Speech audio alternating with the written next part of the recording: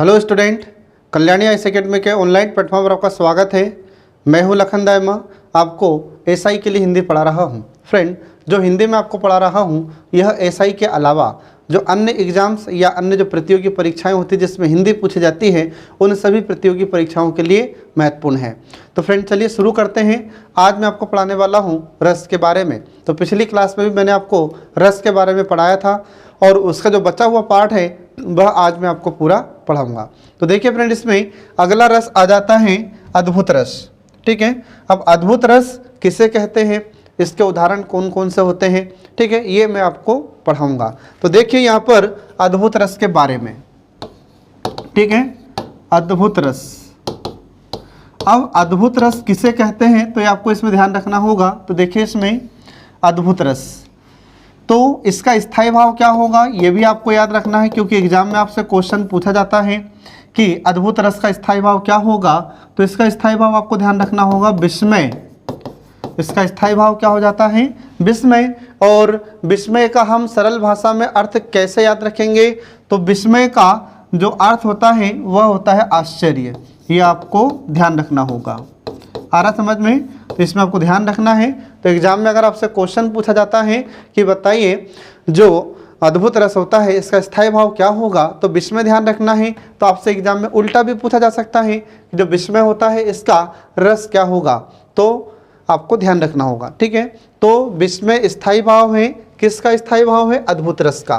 तो फिर इसकी परिभाषा क्या हो जाती है, तो आपको ध्यान रखना है कि जब किसी काव्य को पढ़कर, ठीक है, तो आपको ध्यान रखना होगा, तो किसी भी काव्य को पढ़कर, ठीक है, किसी काव्य को पढ़कर या सुनकर, ठीक है, किसी काव्य को पढ़कर सुनकर या किसी दृश्य को देखकर या किसी दृश्य को देखकर जो आश्चर्य उत्पन्न होता है उसे हम अद्भुत रस कहते हैं। जो आश्चर्य होता है या विस्मय होता है तो उसे हम अद्भुत रस कहते हैं। तो किसी भी काव्य को जब हम पढ़ते हैं, सुनते हैं, किसी दृश्य को देखते हैं, तो इसके कारण जब हमें आश्चर्य होता है और हमें विश्वास नहीं होता कि क्या यह वास्तव में सही है, तो वहाँ पर ये अद्भुत रस होता है। ठीक है, उदाहरण के लिए जैसे हम कभी कभी कुछ ऐसी पंक्तियाँ सुनते हैं जिनको सुनकर हमें विश्वास नहीं होता कि ऐसा हो सकता है, तो हम देखते हैं कि यहाँ पर बिल्कुल नहीं हो सकता। उसमें हमको ऐसा प्रतीत हो जाता है कि यह सिर्फ काल्पनिक है। आ रहा समझ में? तो जिसको पढ़कर, सुनकर या किसी दृश्य को देख लेते हैं तो जिसके कारण हमें आश्चर्य होता है, तो वहाँ पर ये अद्भुत रस होता है। ये आपको ध्यान रखना होगा।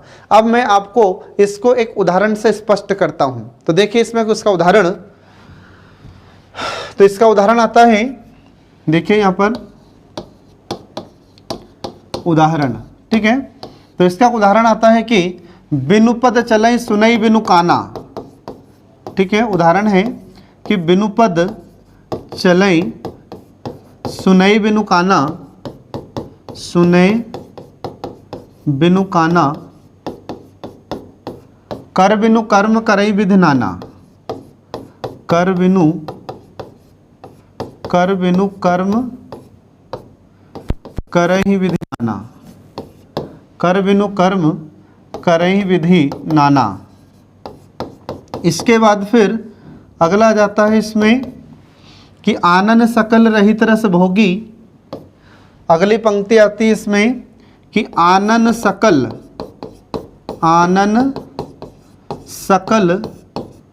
रहित रस भोगी, रहित रस भोगी और बिनु वाणी वक्तावल जोगी। बिनु वाणी वक्ता बड़ जोगी। ठीक है, तो ये आपको इसमें ध्यान रखना होगा। अब इन पंक्तियों में क्या कहा जा रहा है, तो इसमें देखिए यहाँ पर, तो इसमें अपन देख रहे हैं कि बिनु पद चले सुनई बिनु काना। तो हमको यहाँ पर आश्चर्य हो रहा है। तो कैसे आश्चर्य हो रहा है, तो इसमें देखिए कि बिनु मतलब बिना, पद मतलब पैर। ठीक है, बिनु का मतलब क्या हो जाएगा, बिना होता है, और पद का मतलब क्या हो जाएगा, यहाँ पर पैर हो जाता है, और चले मतलब चलता है, और सुने मतलब क्या हो जाएगा, सुनना। इसके बाद फिर बिनु मतलब बिना, और काना मतलब क्या हो जाएगा यहाँ पर कान। तो इसमें इसका अर्थ क्या हो जाता है इस पंक्ति का? तो इस पंक्ति का अर्थ हो जाता है कि बिना पैर के चलता है और बिना कान के सुनता है। फिर इसके बाद में अगला इसमें अर्थ क्या हो जाता है? तो कर बिनु कर्म करई विधि नाना। तो कर का मतलब क्या हो जाएगा? तो यहाँ पर कर का अर्थ आपको ध्यान रखना होता है हाथ। इसका अर्थ क्या होता है? हाथ। ठीक है, तो बिना हाथ के कर्म करता है और विधि नाना मतलब बिना हाथ के बहुत सारे कार्य करता है, विभिन्न प्रकार के कार्य करता है। आ रहा समझ में? तो ये आपको ध्यान रखना होगा। तो इस पंक्ति का पूरा अर्थ क्या हो गया? तो पूरा अर्थ हो जाता है कि बिना पैर के चलता है, बिना कान के सुनता है और बिना हाथ के ही विभिन्न प्रकार के नाना प्रकार के कार्य करता है। फिर इसके बाद में अगला आ जाता है कि आनंद सकल रहित रस भोगी। आनंद का मतलब क्या हो जाएगा फ्रेंड? तो आनंद का अर्थ होता है मुख, और सकल का मतलब होता है सभी। ठीक है, और रहित का मतलब हो जाएगा बिना।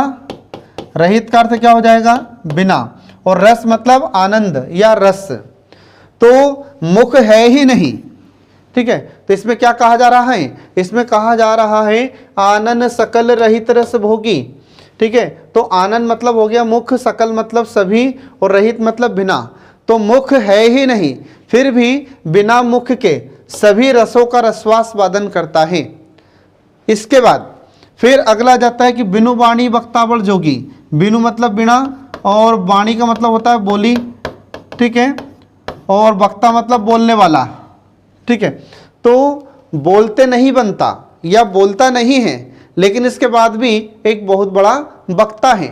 तो इसका मतलब क्या हुआ? इसका मतलब यह हो जाता है कि मुख है ही नहीं, लेकिन फिर भी कई रसों का रसवास्वादन करता है, कई रसों का रसपान करता है, और बोलता नहीं है लेकिन एक बहुत बड़ा वक्ता है। तो ये जो दोनों पंक्तियां अपन देख रहे हैं, ये तुलसीदास जी के द्वारा लिखित चौपाई है। तो इस चौपाई में हम देख रहे हैं कि कहा जा रहा है कि बिना पैर के चलता है, बिना कान के सुनता है और बिना हाथों के बहुत सारे या विभिन्न प्रकार के कार्य करता है, और मुख है ही नहीं लेकिन फिर भी कई प्रकार के रसों का रसवास्वादन करता है, और वाणी मतलब बोलते नहीं बनता है, फिर भी बहुत बड़ा वक्ता है। तो इन पंक्तियों में हम यह देख रहे हैं कि इसमें आश्चर्य की बात हो रही है। तो जब इस प्रकार की पंक्तियां हम सुनते हैं तो इन्हें सुनकर हमें कैसा प्रतीत होता है? हमें आश्चर्य होता है, हमको इस पर विश्वास नहीं होता कि यह कैसे संभव हो सकता है। आ रहा समझ फ्रेंड? तो ये आपको इसमें ध्यान रखना होगा। ठीक है, अब इसमें अगर आपसे ये कहा जाए कि इसमें यहां पर फिर विषय क्या हो जाएगा और इसके बाद फिर इसमें उद्दीपन क्या होगा? ठीक है, फिर इसके बाद में इसमें आश्रय कौन हो जाएगा और फिर इसके बाद में अनुभाव क्या होगा? तो ये सब इसमें आपको ध्यान रखना होगा फ्रेंड। ठीक है, अब यहाँ पर अगर हम विषय की बात करें तो विषय की बात कर रहे हैं तो कौन है विषय यहाँ पर? तो हम किसी की बात कर रहे हैं कि वह बिना पैर के चलता है। तो हम किसी को भी मान रहे हैं जो आलम्बन होगा या जो विषय होगा, जो कारण है इसमें, तो विषय का मतलब ही होता है कारण। ठीक है, तो जिसके कारण भाव उत्पन्न हो रहा है, तो किसके कारण भाव उत्पन्न हो रहा है? तो हम यहाँ पर देख रहे हैं कि बिना पैर के चल रहा है, तो बिना पैर के। ठीक है, तो किसी ने किसी की हम बात कर रहे हैं यहाँ पर, तो जिसके हम बात कर रहे हैं तो वह क्या हो जाएगा? यहाँ पर विषय हो जाएगा। फिर इसके बाद उद्दीपन क्या होगा? तो उद्दीपन में अपने को बताना है कि वह बिना पैर के चल रहा है। फिर इसके बाद वह बिना हाथों के कार्य कर रहा है, बिना कान के सुन रहा है। फिर इसके बाद में मुख है ही नहीं लेकिन फिर भी सभी रसों का रसवास्वादन कर रहा है। फिर वाणी मतलब बोलते नहीं बनता लेकिन फिर भी बहुत बड़ा वक्ता है। तो ये सब क्या हो जाएगा? उसमें उद्दीपन हो जाता है। फिर आश्रय क्या होगा? तो आश्रय में हम लोग होंगे। और फिर अनुभाव क्या होगा? तो ये जब हम सभी बातें इसमें सुन रहे हैं तो हमें सुनकर इसे विश्वास नहीं हो रहा है कि क्या वास्तव में सही है। तो जब हमारे मन में ऐसा भाव उत्पन्न हुआ कि नहीं, ऐसा नहीं हो सकता या ये कैसे संभव है, तो ये जो भाव हमारे मन में आता है, ये जो आश्चर्य उत्पन्न होता है, तो फिर यहाँ पर क्या हो जाएगा? ये अनुभव होगा। ये आपको ध्यान रखना होगा। ठीक है फ्रेंड, तो इस प्रकार से एक उदाहरण आपको दिया जाएगा एग्जाम में और आपसे पूछा जाएगा कि बताइए इसमें रस कौन सा है, तो आपको ध्यान रखना होगा। ठीक है, अब इसके बाद देखिए दूसरा उदाहरण इसी का। तो अद्भुत रस का अगला उदाहरण आता है कि देखिए इसमें एक उदाहरण आता है कि एक अचंभा देखा रे भाई। अगला उदाहरण आता है कि एक अचंभा देखा रे भाई। एक अचंभा देखा रे भाई, ठाड़ा सिंह चरावे गाई। ठाड़ा सिंह चरावे गाई। ठाड़ा सिंह चरावे गाई और आगे पूत पीछे भाई माई। आगे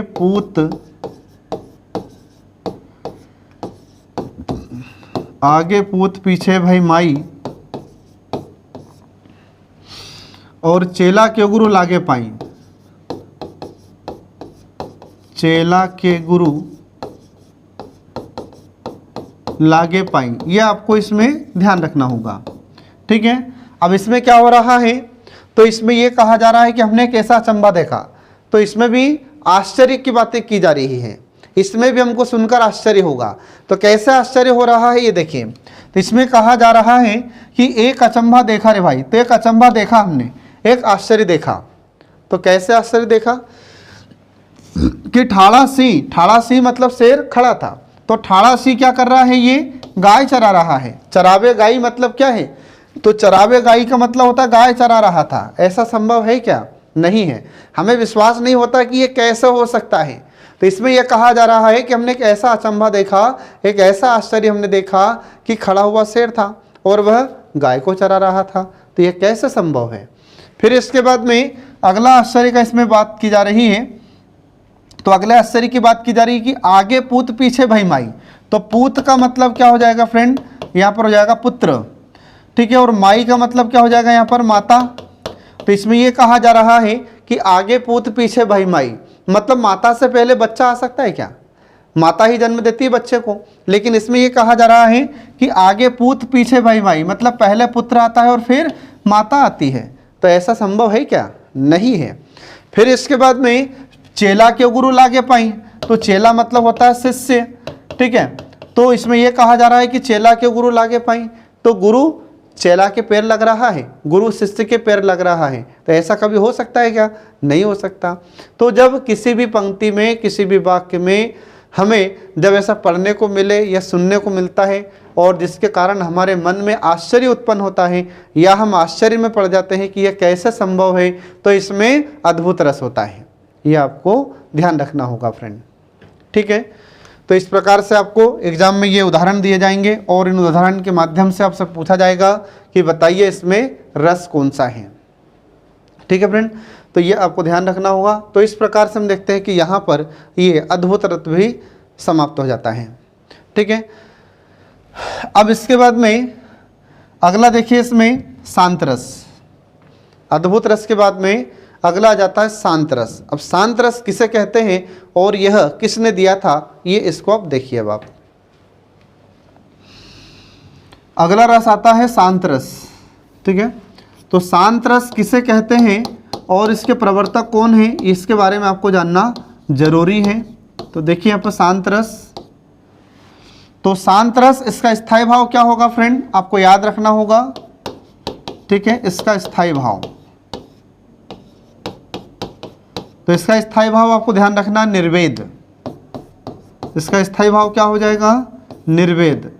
और अगर निर्वेद याद न रहता हो तो आप इसे वैराग्य भी कह सकते हैं। आप इसे वैराग्य के नाम से भी याद रख सकते हैं, निर्वेद को। ठीक है, अब इसका अर्थ क्या होता है तो मैं आपको बता रहा हूँ। देखिए, तो शांत रस किसे कहते हैं, तो जब किसी काव्य की पंक्तियों को हम पढ़ते हैं या सुनते हैं या किसी दृश्य को देखते हैं या किसी सद्गुरु के वचन सुनते हैं, तो इसके कारण जब हमारे मन में नश्वर चीज़ों के प्रति लगाव कम हो जाता है, ठीक है, या नश्वर चीज़ों के प्रति हमारे मन में वैराग्य उत्पन्न हो जाता है, तो उसे हम शांत रस कहते हैं। ये आपको ध्यान रखना होगा। ठीक है, तो इसको आप परिभाषित कैसे करेंगे, तो देखिए यहाँ पर, तो किसी काव्य को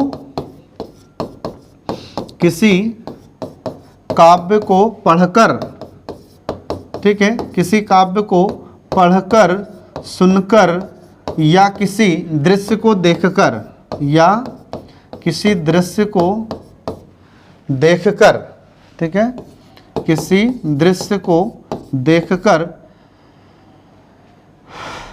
जो किसी दृश्य को देखकर संसार की, ये आपको ध्यान रखना है, संसार की नश्वर चीज़ों के प्रति, संसार की नश्वर चीज़ों के प्रति जो वैराग्य उत्पन्न होता है, जो वैराग्य उत्पन्न होता है, उसे हम शांत रस कहते हैं। तो इसमें क्या होगा शांत रस में, तो जब हम किसी भी काव्य को पढ़ते हैं या सुनते हैं तो उसके कारण फिर क्या होता है, हमारे मन में वैराग्य उत्पन्न होगा। तो कुछ ऐसी पंक्तियां हम पढ़ते हैं, हम कुछ ऐसे काव्य को सुन लेते हैं या फिर कुछ ऐसे दृश्य को देख लेते हैं जिसके कारण हमारे मन में वैराग्य उत्पन्न हो जाता है, तो वहाँ पर शांत रस होता है। तो वैराग्य कैसे उत्पन्न होगा, तो जैसे हम देखते हैं कि किसी सद्गुरु की जब हम बातें सुनते हैं, तो जब सद्गुरु की हम बातें सुनते हैं तो हमें सद्गुरु बताते हैं कि संसार की जितनी भी चीज़ें हैं सब नश्वर हैं। और नश्वर का अर्थ क्या हो जाता है, तो नश्वर का मतलब होता है कि जो अवश्य नष्ट होगा, जो अवश्य खत्म होगा, उसे कहते हैं हम नश्वर। तो मानव शरीर भी कैसा है, नश्वर है। संसार की सारी भौतिक चीज़ें कैसी हैं, नश्वर है, क्योंकि संसार की जितने भी भौतिक चीज़ें हैं ये सभी नाशवान होती है। इन सभी का एक समय के बाद में विनाश जरूर होगा, ये सभी चीज़ें एक समय के बाद समाप्त जरूर होगी, खत्म जरूर होगी। तो ये जो संसार की नश्वर चीज़ें होती हैं, तो इन नश्वर चीज़ों के प्रति जब हमारे मन में वैराग्य उत्पन्न होता है, जब ऐसे सद्गुरु की बातें हम सुनते हैं, ठीक है, तो जब हम ऐसी बातें सुनते हैं और हमें संसार की नश्वर चीज़ों के प्रति हमें ज्ञान प्राप्त होता है, तो इन नश्वर चीज़ों के प्रति हमारे मन में वैराग्य उत्पन्न हो जाता है, लगाव कम हो जाता है हमारा इन भौतिक चीज़ों के प्रति। तो वहाँ पर ये शांत रस होता है, ये आपको ध्यान रखना होगा। तो कुल मिलाकर आपको एक लाइन में कैसे याद रखना है, तो एक लाइन में आपको ध्यान रखना है कि संसार की भौतिक चीज़ों के प्रति जब वैराग्य उत्पन्न होता है तो उसे हम शांत रस कहते हैं, ये आपको ध्यान रखना होगा। ठीक है फ्रेंड। अब वैराग्य कैसे उत्पन्न होगा, तो हम कई बार सत्संग सुन लेते हैं, सद्गुरु के हम प्रवचन सुन लेते हैं, या फिर हम कभी मंदिर में जाते हैं, ठीक है, तो हमें फिर धीरे धीरे ज्ञान होता है कि संसार की जितनी भी चीज़ें हैं ये सब नश्वर हैं, ये सभी नाशवान हैं। आ रहा समझ में। तो इन सभी के कारण जब हमारे मन में वैराग्य उत्पन्न हो जाता है तो ये होता है शांत रस, ये आपको ध्यान रखना फ्रेंड। अब बात आती है कि जो शांत रस है इसके प्रवर्तक कौन है, तो एग्जाम में आपसे क्वेश्चन पूछा जा सकता है फ्रेंड, ये आपको ध्यान रखना होगा। ठीक है, तो जो शांत रस होता है इसके प्रवर्तक का नाम किसने दिया था, ये तो आपको ध्यान रखना होगा, ये होता है इसका उद्भट। ठीक है, जो उद्भट थे तो उद्भट ने ये 9वें रस की रचना की थी। ठीक है, ये आपको ध्यान रखना होगा फ्रेंड, एग्जाम में आपसे क्वेश्चन पूछा जा सकता है। तो एग्जाम में आपसे अगर क्वेश्चन पूछा जाता है कि बताइए 9वां रस किसने दिया था, जो शांत रस था वह किसने दिया था, तो ये उद्भट ने दिया था। फिर इसके बाद में जो शांत रस है तो इसको और बढ़ावा देने में किसका रोल रहा था, इसको बढ़ावा किसने दिया था, तो आपको ध्यान रखना होगा। तो बढ़ावा जिस व्यक्ति के द्वारा दिया गया था, ठीक है, बढ़ावा किसके द्वारा दिया गया था, तो जिसने बढ़ावा दिया था इसको बहुत अधिक, तो उसका नाम था अभिनव गुप्त, ये आपको ध्यान रखना होगा, अभिनव गुप्त। तो एग्जाम में आपसे क्वेश्चन पूछा जा सकता है कि जो 9वां रस होता है शांत रस, इसका प्रवर्तक कौन है, तो आपको ध्यान रखना होगा उद्भट, और इसको अधिक बढ़ावा किसने दिया था, तो अभिनव गुप्त ने इसको अधिक बढ़ावा दिया था, ये आपको ध्यान रखना होगा। ठीक है फ्रेंड। अब इसके बाद देखिए इसके कुछ उदाहरण आते हैं, तो इसके उदाहरण कौन कौन से होते हैं देखिए इसमें आगे। तो इसका उदाहरण आता है कि जैसे चलती चक्की देखकर, देखिए यहाँ पर इसका उदाहरण, शांत रस का उदाहरण होता है कि चलती चक्की देखकर दिया कबीरा रोए। चलती चक्की देखकर, चलती चक्की देखकर दिया कबीरा रोए, दिया कबीरा रोए, और अगली पंक्ति होती है कि दो पाटन के बीच में, दो पाटन के बीच में साबुत बचा ना कोय। दो पाटन के बीच में साबुत बचा ना कोय। ठीक है, ये आपको ध्यान रखना होगा। अब इन पंक्तियों में क्या बताया जा रहा है, तो इस पंक्ति में या दोनों पंक्तियों में कबीरदास जी कह रहे हैं, तो कबीरदास जी ने क्या कहा कि चलती चक्की देख कर दिया कबीरा रोए। तो कबीरदास जी ने एक दृश्य देखा, ठीक है, और दृश्य में क्या देखा उन्होंने, तो उन्होंने देखा कि जो भी गेहूं होता है अब वह चक्की में गिरता है। तो जैसे ही गेहूं का दाना या जो भी अनाज होता है जब ये चक्की में गिरता है तो वह पिसकर ही बाहर निकलता है। ठीक है, और फिर जब यह गेहूं का दाना या अनाज का दाना इस चक्की में गिरता है और जब ये दो पार्ट के बीच में पहुंचता है और ये पिस जाता है, तो जो भी दाना इस चक्की के पार्ट में गिरता है, बीच में आता है, पूरा पिस जाता है और पिस करके फिर बाहर निकलता है। तो साबुत बचाना कोई भी साबुत दाना, कोई भी अच्छा दाना बाहर नहीं निकलता। ये कबीरदास जी ने ऐसा दृश्य देखा। तो देखने के बाद कबीरदास जी को रोना आ गया था। तो कबीरदास जी रोते हैं और रोते हुए उन्होंने कहा कि जो भी चक्की चलती है इसमें जो भी दाना गिरा है वह पिस कर ही बाहर निकलेगा, कोई भी दाना साबुत नहीं बचा, कोई भी दाना अच्छा नहीं बचा। तो ये मनुष्यों को उन्होंने उदाहरण दिया था। तो ऐसे ही उन्होंने कहा कबीरदास जी ने कि ऐसे ही जो भी मनुष्य इस संसार में आया है, जिसका जन्म इस पृथ्वी पर हुआ है, वह एक दिन अवश्य मरेगा। आ रहा समझ में, कोई जल्दी मरेगा, कोई बाद में मरेगा, जाना सबको है। तो जब इस प्रकार का ज्ञान हमें होता है और फिर धीरे धीरे हमारे मन में संसार की जो भौतिक चीज़ें होती हैं, भौतिक चीज़ों का मतलब जो हम जिससे हमारी आवश्यकताएं पूरी होती है, ठीक है, जैसे भोजन, वस्त्र, आवास और जितनी विलासिता की चीज़ें हैं, ये सब क्या होगी, सब भौतिक चीज़ें होती हैं। तो इन भौतिक चीज़ों के प्रति, भौतिक वस्तुओं के प्रति जब हमारे मन में वैराग्य उत्पन्न होता है, जितनी भौतिक चीज़ें हैं सब ये क्या है, नश्वर हैं, सब नाशवान है, सब नष्ट होने वाली हैं। तो जब इन नश्वर वस्तुओं के प्रति हमारे मन में वैराग्य उत्पन्न होता है, ठीक है, तो फिर यहाँ पर शांत रस होता है। तो जब ये इस प्रकार की पंक्ति हम सुनते हैं, ठीक है, या पढ़ते हैं या फिर हम कोई दृश्य देखते हैं और इनको देखकर, पढ़कर या सुनकर जब हमारे मन में वैराग्य उत्पन्न हो जाता है तो यहाँ पर शांत रस होता है। ये आपको ध्यान रखना होगा फ्रेंड, ठीक है। अब यहाँ पर आपको ध्यान रखना होगा कि इसमें हम विषय किसको कहेंगे और इसके फिर यहाँ पर हम उद्दीपन किसे कहेंगे, फिर उसके बाद में आश्रय कौन होगा,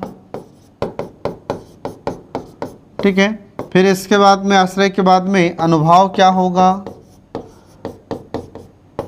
ठीक है, फिर संचारी भाव क्या होगा। तो ये सब इसमें आपको ध्यान रखना होगा। तो यहाँ पर हम देखें कि विषय, तो विषय का मतलब क्या होगा, सीधा सा मैं आपको बार बार बताता हूँ कि विषय का मतलब होता है कारण। विषय का मतलब क्या हो जाता है, कारण, ठीक है। और उद्दीपन क्या हो जाएगा, तो विषय के द्वारा जो भी क्रियाएं की जाती हैं या विषय से संबंधित जो भी बातें होती हैं उन सब को हम किस में रखते हैं, उद्दीपन में रखते हैं, ठीक है। तो यहाँ पर कारण क्या हो रहा है, तो यहाँ पर हो रहा है कि चलती चक्की देखकर दिया कबीरा रोए। तो किसको आ रहा है रोना, कबीरदास जी को, किसके कारण, चक्की के कारण। आ रहा समझ में। तो इसमें आपको ध्यान रखना है कि कारण क्या हो जाता है यहाँ पर, तो कारण इसमें बताया गया है चक्की को, एक उदाहरण के माध्यम से कारण क्या हो जाता है, चक्की। तो जैसे चक्की को देखा है कि इन्होंने तो कबीरदास जी ने, तो कबीरदास जी ने जैसे ही चक्की को देखा तो देखकर उन्हें क्या हुआ, रोना आता है। तो उद्दीपन फिर क्या होगा, तो चलती चक्की देखकर, तो चक्की चल रही है और उसमें क्या हो रहा है, फिर ये दाने पिस रहे हैं, ठीक है।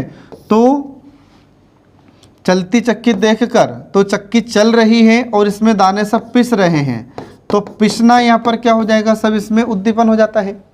सिर्फ ये उदाहरण की अपन बातें कर रहे हैं, ध्यान रखना, ठीक है। ये सब यहाँ पर इस उदाहरण के माध्यम से मैं आपको विषय, उद्दीपन, आश्रय और अनुभव समझा रहा हूँ। फिर इसके बाद में अगला जाता है आश्रय। तो यहाँ पर आश्रय हमने किसको माना है, तो आश्रय माना यहाँ पर कबीरदास जी को, ठीक है। और फिर यहाँ पर क्या हो रहा है, कबीरदास जी को रोना आ रहा है। ठीक है, तो ये तो इस उदाहरण के माध्यम से मैंने आपको बताया है विषय, उद्दीपन, आश्रय और अनुभाव। ठीक है, अब इसमें क्या हो रहा है, कारण मतलब चक्की चल रही है और जो दाने वो पिस रहे हैं, और उसके बाद फिर आश्रय मतलब कबीरदास जी के मन में विचार आ रहा है, और अनुभाव मतलब कबीरदास जी को यहाँ पर रोना आया है। और फिर कबीरदास जी कह रहे हैं कि जैसे ये दाना चक्की में गिर रहा है और पिस कर ही बाहर निकल रहा है, कोई भी दाना साबुत नहीं बच रहा है, कोई भी दाना अच्छा नहीं बच रहा है, तो ऐसे ही जब मानव भी धरती पर आता है, मनुष्य का भी जन्म इस धरती पर होता है, तो इस मृत्यु लोक में जो भी आया है वह एक न एक दिन अवश्य मरेगा, उसे एक न एक दिन अवश्य जाना है। तो जब ऐसा भाव मन में आता है तो यहाँ पर शांत रस हो जाता है। आ रहा समझ में, ये आपको ध्यान रखना होगा। अब ये तो बताया मैंने इस उदाहरण के माध्यम से, लेकिन इस शांत रस के विषय क्या होंगे, तो शांत रस का विषय हो जाता है कि जैसे मान लीजिए कि हम किसी साधु की बात सुनते हैं, तो सदगुरु ने या साधु ने जब हमें बात सुनाई थी, तो साधु क्या हो जाएगा यहाँ पर, या सदगुरु क्या हो जाएगा, विषय। अब फिर सदगुरु के द्वारा जो बातें सुनाई जाएगी हमें, ठीक है, तो उनके द्वारा जो बताई गई बातें हैं, उनके द्वारा जो सुनाया गया प्रवचन है, वह क्या हो जाएगा, यहाँ पर उद्दीपन हो जाता है।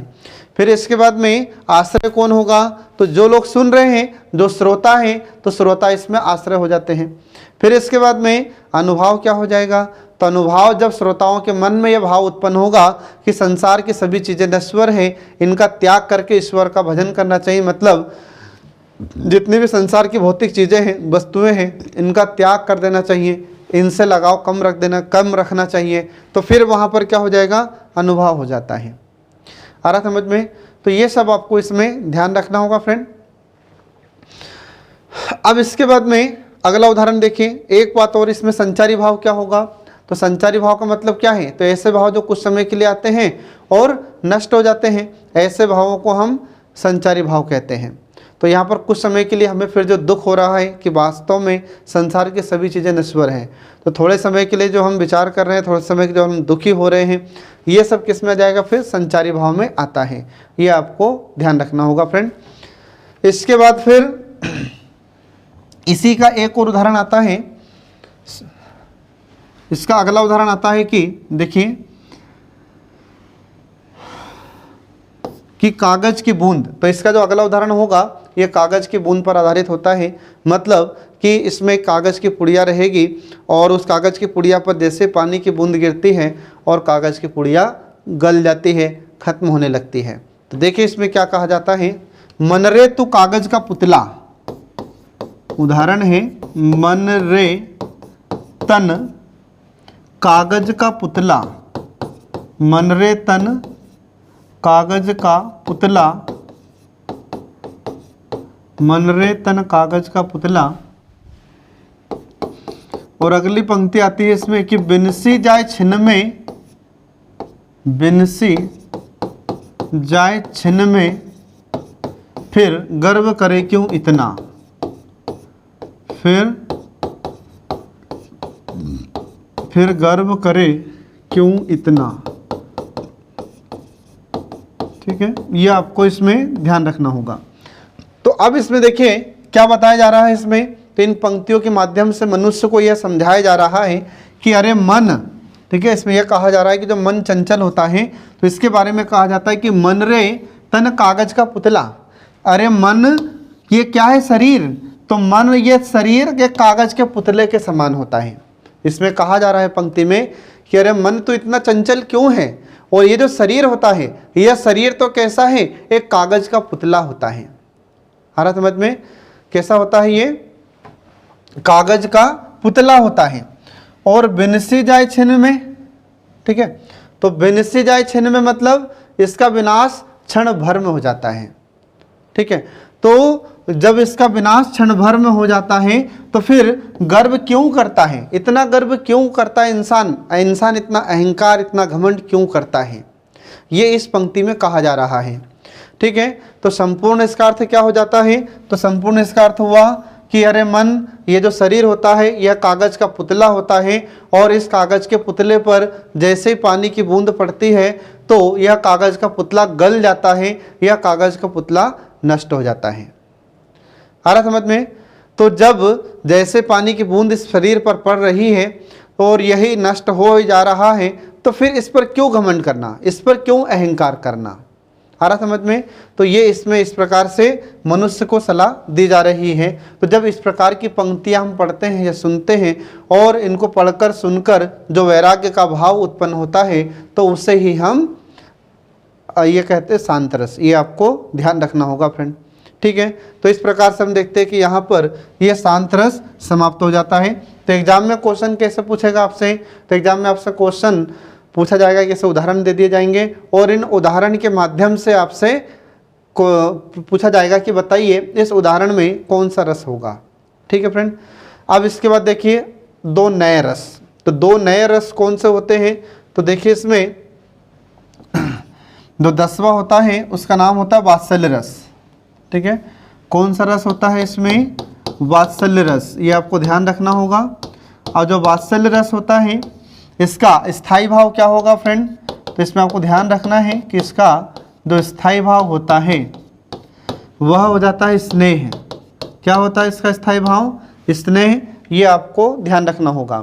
फिर इसको परिभाषित कैसे किया जाएगा, तो आपको ध्यान रखना है। और इसका प्रवर्तक कौन है, ये भी आपको ध्यान रखना है। एग्जाम में आपसे क्वेश्चन पूछा जाता है कि जो वात्सल्य रस होता है इसका प्रवर्तक कौन है, तो इसके प्रवर्तक का नाम आपको ध्यान रखना होगा फ्रेंड। इसके प्रवर्तक या इसके रचनाकार कौन है, तो इसके रचनाकार या इसके प्रवर्तक का नाम होता है आचार्य विश्वनाथ। आचार्य विश्वनाथ। तो आचार्य विश्वनाथ ने यह रस दिया है या इस रस की रचना की थी। तो एग्जाम में अगर आपसे क्वेश्चन पूछा जाता है कि बताइए जो 10वां रस है वात्सल्य रस, इसके रचनाकार कौन है, तो इसके रचनाकार का नाम आपको ध्यान रखना है आचार्य विश्वनाथ या इसके प्रवर्तक है आचार्य विश्वनाथ। अब इस रस को परिभाषित कैसे किया जाएगा, तो आपको ध्यान रखना है। तो जब बड़ों का छोटों के प्रति, माता पिता का अपने संतान के प्रति और गुरु का अपने शिष्य के प्रति जो स्नेह का भाव उत्पन्न होता है उसे हम वात्सल्य रस कहते हैं। ये आपको ध्यान रखना होगा, ठीक है। तो इसको कैसे परिभाषित करेंगे हम, तो आपको ध्यान रखना है कि जब बड़ों का छोटों के प्रति, जब बड़ों का छोटों के प्रति, छोटों के प्रति, माता पिता का संतान के प्रति, माता पिता का संतान के प्रति, और फिर इसके बाद में गुरु का अपने शिष्य के प्रति, गुरु का अपने शिष्य के प्रति जो स्नेह का भाव उत्पन्न होता है, के प्रति जो स्नेह का भाव उत्पन्न होता है उसे हम वात्सल्य रस कहते हैं। ये आपको ध्यान रखना होगा। तो इसमें आपको ध्यान रखना है फ्रेंड। तो जब बड़ों का अपने छोटों के प्रति भाव उत्पन्न होता है, आ रहा समझ में। तो बड़ों का छोटों के प्रति कैसे, तो आपने देखा होगा कि जैसे आप यदि घर में बड़े हैं, आप यदि घर में बड़े हैं और आपके घर में छोटे आपके भाई बहन हैं या आपके घर में और छोटे बच्चे हैं, तो जब हमारे मन में उन बच्चों के प्रति जो स्नेह का भाव उत्पन्न होगा तो वहाँ पर कौन सा रस होगा, वात्सल्य रस होगा। फिर इसके बाद में माता पिता का अपने संतान के प्रति जो स्नेह का भाव उत्पन्न होता है तो वहाँ पर वात्सल्य रस होगा। इसके बाद फिर जब गुरु के मन में अपने शिष्यों के प्रति जो प्रेम का भाव उत्पन्न होता है, जो स्नेह उत्पन्न होता है, तो उसे हम ये वात्सल्य रस कहते हैं। ये आपको ध्यान रखना होगा फ्रेंड, ठीक है। तो अब यहाँ पर भी स्नेह की बात होती है और श्रृंगार रस में प्रेम की बात होती है। तो फिर अंतर क्या है दोनों में, तो दोनों में अंतर ये होता है कि जो श्रृंगार रस होता है तो उसमें नायक और नायिका के बीच में जो प्रेम होता है उसका वर्णन किया जाता है, और यहाँ पर किसका वर्णन होगा, तो यहाँ पर बड़ों का या फिर माता पिता का या गुरु का अपने शिष्य या माता पिता के अपने संतान और बड़ों से अपने छोटों के प्रति जो प्रेम का भाव उत्पन्न होगा, जो स्नेह उत्पन्न होगा, तो वहाँ पर ये वात्सल्य रस होता है। तो श्रृंगार रस के प्रेम में और वात्सल्य रस के प्रेम में बहुत अंतर होता है फ्रेंड, ये आपको ध्यान रखना होगा। ठीक है। अब इसके बाद कुछ इसके उदाहरण हैं, तो देखिए इसके उदाहरण के माध्यम से मैं आपको बताता हूं। तो यहां पर एक उदाहरण मैं आपको देता हूं, देखिए वात्सल्य रस का उदाहरण, ठीक है। तो इसका एक उदाहरण आता है, जैसे मैया मैया कवही बढ़ेगी चोटी, मैया कवही बढ़ेगी चोटी, ठीक है। मैया कवही बढ़ेगी चोटी, मोही कई बार दूध पियत, मोही कई बार दूध पियत, दूध पियत भई आज हूँ छोटी, भई आज हूँ छोटी। तो अब इस समय देखो क्या हो रहा है इसमें, तो इसमें भगवान श्री कृष्ण, तो भगवान श्री कृष्ण किससे बात कर रहे हैं, तो भगवान श्री कृष्ण कर रहे हैं किससे, माता यशोदा से, ठीक है। तो माता यशोदा से भगवान श्री कृष्ण कहते हैं, तो भगवान श्री कृष्ण छोटे रहते हैं, बाल रूप में रहते हैं। और ये जो पंक्तियाँ लिखी हैं, ये पंक्तियाँ किसकी हैं, तो ये पंक्तियाँ हैं सूरदास जी की। किसकी है, सूरदास की।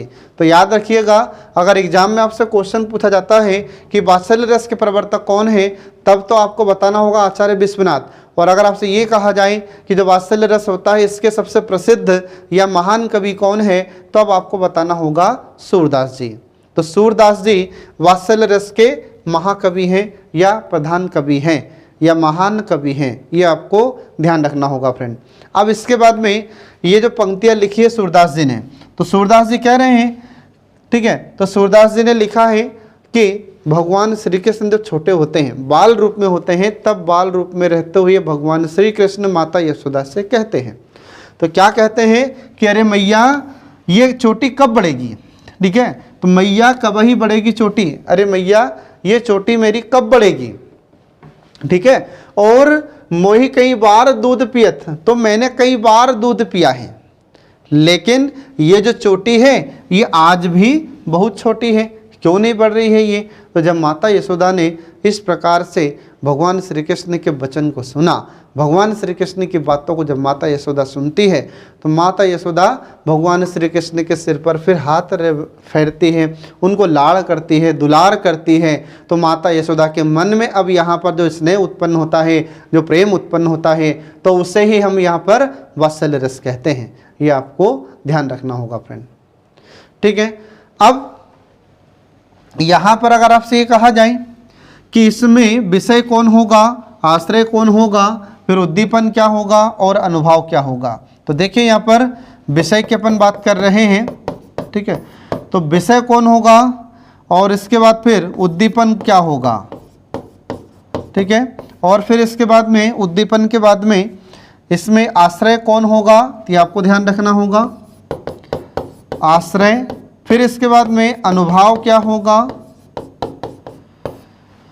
ये देखिए। तो अब यहाँ पर देखिए इसमें कि जो विषय होता है, तो विषय कौन है और यहाँ पर किसके मन में भाव उत्पन्न हो रहा है, तो यहाँ पर जो विषय होगा भगवान श्री कृष्ण, ठीक है। तो यहाँ पर भगवान श्री कृष्ण क्या हो जाएंगे इसमें, तो भगवान श्री कृष्ण होंगे यहाँ पर विषय। क्यों, क्योंकि जिसके कारण भाव उत्पन्न होता है, तो भगवान श्री कृष्ण के कारण मन में भाव उत्पन्न हो रहा है। अब मान लीजिए कोई दूसरा बालक भी है, कोई छोटा बच्चा है, तो छोटे बच्चे के कारण जब बड़ों के मन में, माता पिता के मन में जो भाव उत्पन्न होता है, ठीक है, तो जो बच्चे के कारण भाव उत्पन्न हो रहा है, जो भगवान श्री कृष्ण के कारण भाव उत्पन्न हो रहा है, तो भगवान श्री कृष्ण यहाँ पर क्या हुए, विषय हुए। ऐसे जो और कोई दूसरा यदि छोटा बालक होगा तो वह विषय होगा, ठीक है। इसके बाद फिर उद्दीपन क्या होगा, तो उद्दीपन में हम देखते हैं कि जो बालक की किलकारी होती है, जो बच्चे छोटे रहते हैं और उस समय जब मीठी मीठी बातें करते हैं, तो ये इनकी मीठी मीठी बातें, इनकी किलकारी, ठीक है, ये क्या हो जाएगा, यहाँ पर उद्दीपन होगा। तो ऐसे जब भगवान श्री कृष्ण यहाँ पर पूछ रहे हैं माता यशोदा से कि माता ये चोटी कब बढ़ेगी, ठीक है, तो उनकी यहाँ पर जो मीठी बोली है भगवान श्री कृष्ण की, ठीक है, तो उनकी बोली यहाँ पर क्या हो जाएगी, ये उद्दीपन होता है। अब जब माता यशोदा भगवान श्री कृष्ण की बातें सुनती हैं तो फिर माता यशोदा के मन में स्नेह का भाव उत्पन्न होता है। तो माता यशोदा यहाँ पर क्या हो जाएगी, फिर माता यशोदा यहाँ पर हो जाती है आश्रय।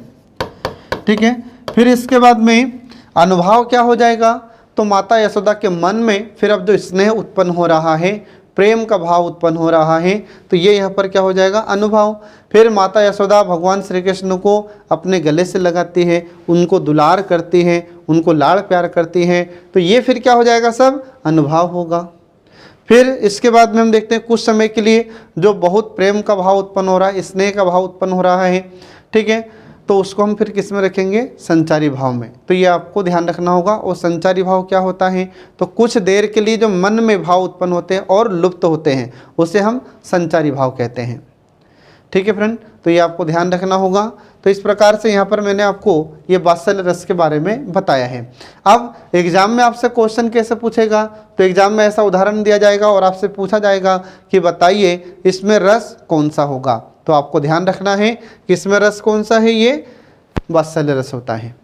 ठीक है फ्रेंड, अब इसके बाद देखिए आगे, अगला देखिए, इसमें अगला उदाहरण आ जाता है ऐसे ही, जैसे यशोदा हरि पालना झुलावे, यशोदा हरि पालना झुलावे, यशोदा हरि पालना झुलावे, हलरावे दुलरावे मलहावे, हलरावे हलरावे मलरावे,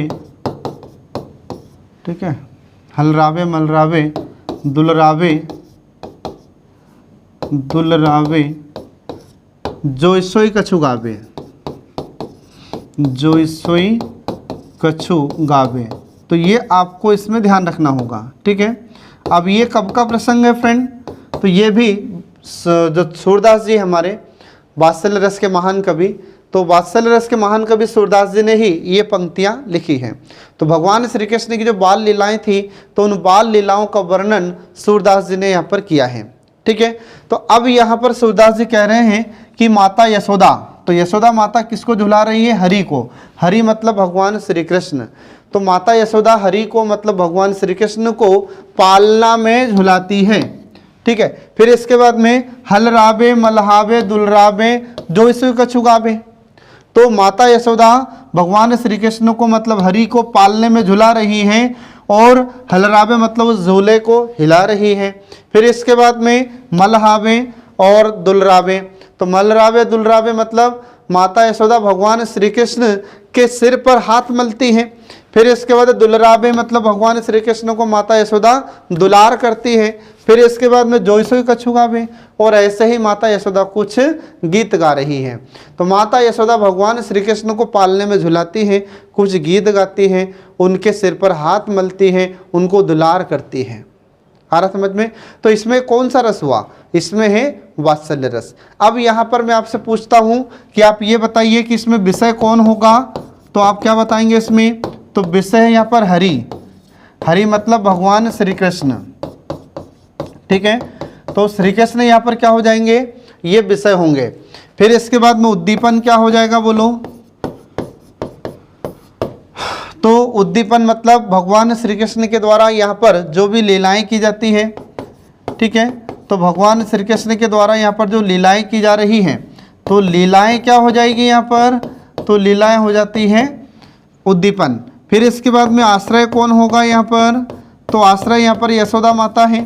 ठीक है, फिर इसके बाद में आश्रय का मतलब क्या होता है, तो जिसके मन में भाव उत्पन्न हो रहा है। तो किसके मन में भाव उत्पन्न हो रहा है यहाँ पर, यशोदा माता के मन में भाव उत्पन्न हो रहा है। तो यशोदा माता क्या है यहाँ पर,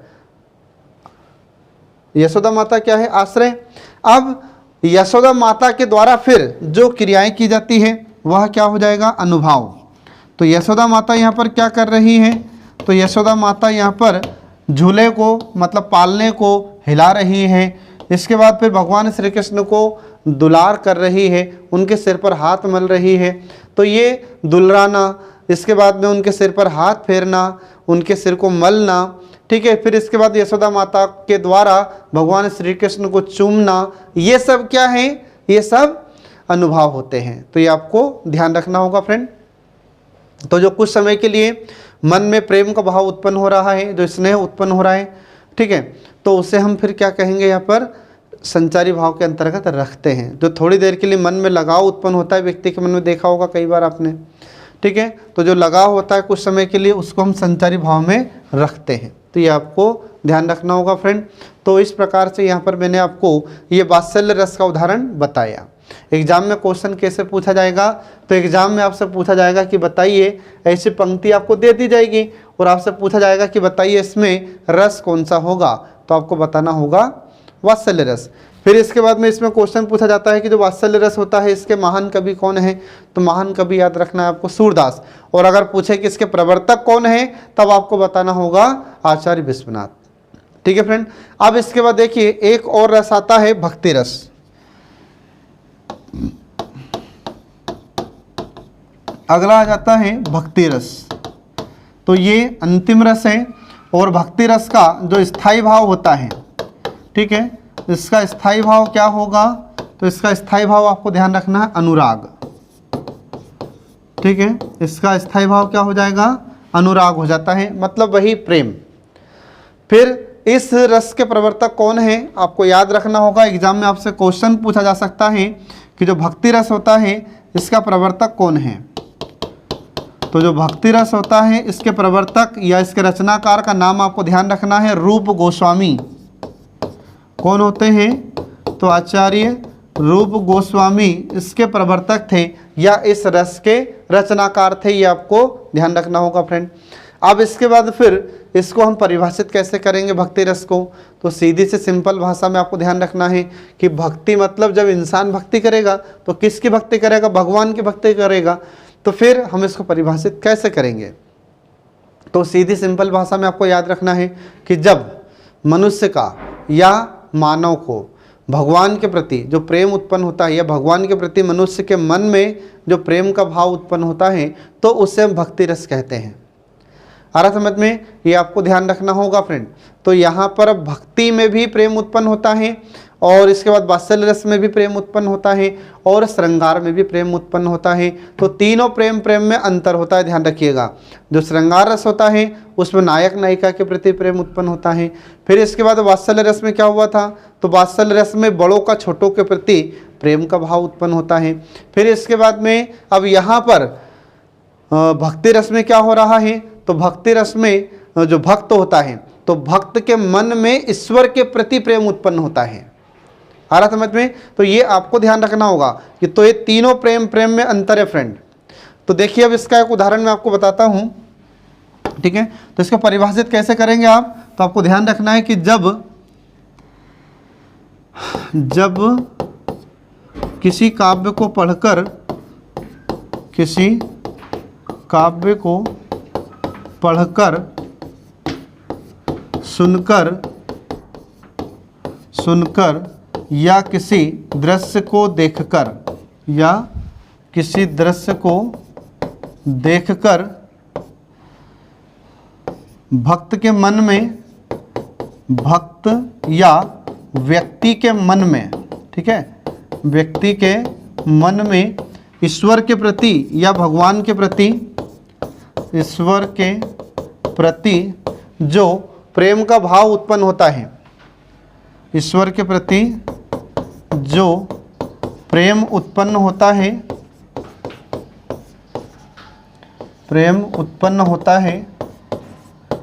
तो उसे हम भक्ति रस कहते हैं। तो भक्ति रस में क्या होगा, तो भक्ति रस में भक्ति का भाव उत्पन्न होता है, ईश्वर के प्रति प्रेम उत्पन्न होता है, तो उसे हम भक्ति रस कहते हैं।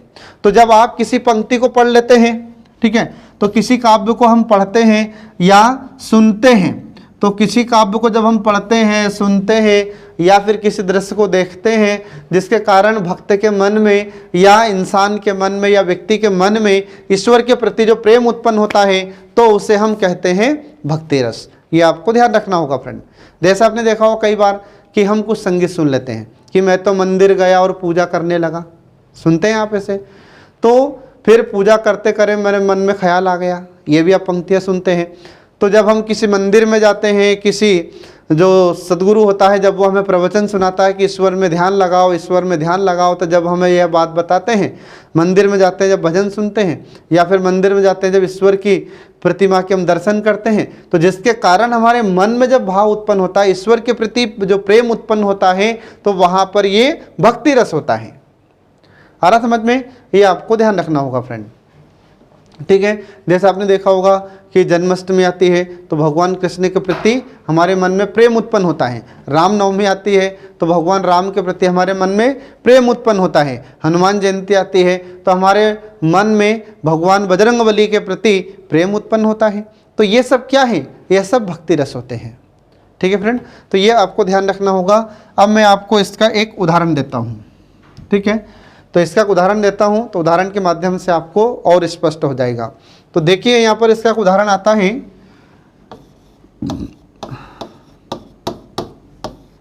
उदाहरण। तो इसका उदाहरण आता है, देखिए कि जैसे उदाहरण आता है कि बिनु सत्संग विवेक न होई,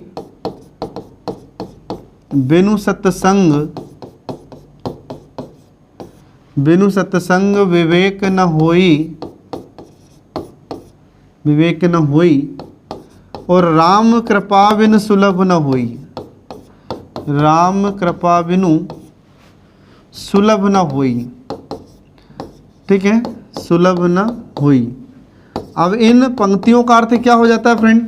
तो इनका अर्थ हो जाता है कि यहाँ पर देखिए, इसमें भगवान की भक्ति के बारे में इसमें कहा जा रहा है कि बिनु सत्संग विवेक न होई, ठीक है। तो बिना सत्संग के, अब सत्संग का मतलब क्या होता है?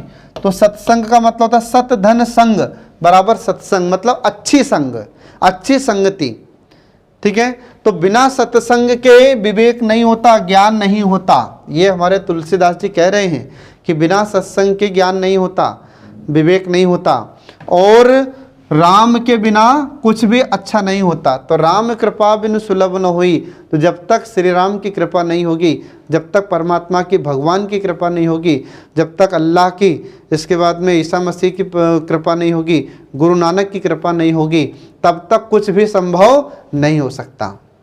आ रहा समझ में?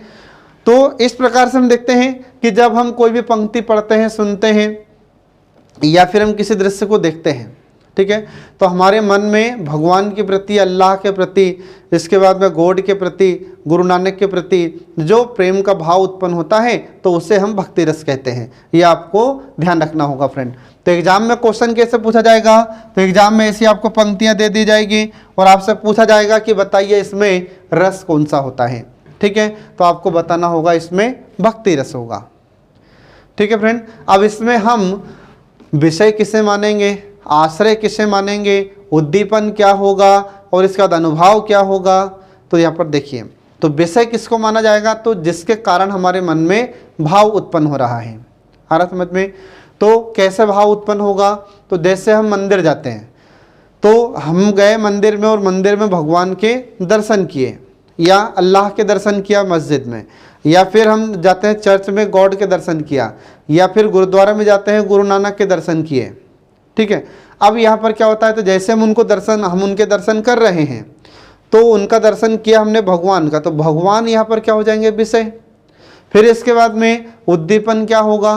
तो उनकी जो हमें बातें याद आती है कि यार भगवान ऐसे थे, भगवान बहुत अच्छे थे, भगवान ऐसा करते, भगवान वैसा करते हैं, तो ये सब क्या होगा? उद्दीपन होगा। फिर आश्रय कौन होगा? तो आश्रय हम लोग होंगे जो वहाँ पर दर्शन करने गया है मंदिर में या मस्जिद में। आ रहा समझ में? तो जो दर्शक करने वाला है, तो दर्शक क्या होगा? यहाँ पर आश्रय होगा। अब फिर अनुभव क्या हो जाएगा? तो अनुभव, अब वहाँ पर उसके मन में जो विचार आ रहा है कि यार मुझे भी ईश्वर की भक्ति करना चाहिए, मुझे भी अल्लाह की भक्ति करना चाहिए, शाम सुबह पूजा पाठ करना चाहिए, शाम सुबह डेली मैं तो अब आऊँगा मंदिर में, मस्जिद में, गुरुद्वारे में, चर्च में, ठीक है, प्रतिदिन मैं यहाँ पर आऊँगा। तो इस प्रकार से उसके मन में जो भाव उत्पन्न होते हैं आश्रय के मन में, तो ये क्या कहलाते हैं? अनुभव कहलाते हैं, ठीक है फ्रेंड। तो ये इस प्रकार से आपको याद रखना है। तो एग्जाम में कैसे क्वेश्चन पूछा जाएगा इससे? तो एग्जाम में आपसे क्वेश्चन पूछा जाएगा कि ऐसी पंक्तियाँ दे दी जाएगी आपको और पूछा जाएगा कि बताइए इसमें कौन सा रस है। तो आपको ध्यान रखना होगा, इसमें भक्ति रस होता है। ठीक है फ्रेंड, इसके बाद फिर अगला इसका एक उदाहरण और आता है। तो देखिए इसमें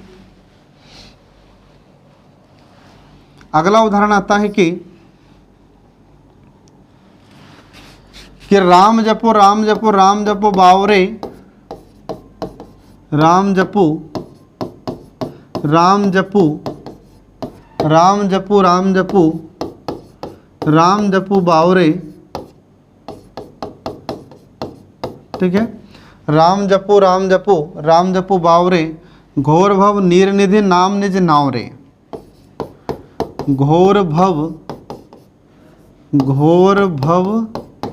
नीर निधि नाम निज नाव रे, नाम निज नाव रे। ठीक है, अब इसमें क्या कहा जा रहा है? तो इसमें कहा जा रहा है कि राम जपू राम जपू राम जपू बावरे। अरे राम राम जपो राम राम जपो बावरे। बावरे मतलब पागलों। अरे पागलों, राम राम जपो राम राम जपो राम राम जपो, क्योंकि घोर भव नीर निधि नाम निज नावरे। ये जो संसार रूपी भवसागर होता है, तो इस संसार रूपी भवसागर से सिर्फ और सिर्फ हमें कौन तार सकते हैं? तो हमें भगवान तार सकते हैं, हमें राम तार सकते हैं इस संसार रूपी भवसागर से।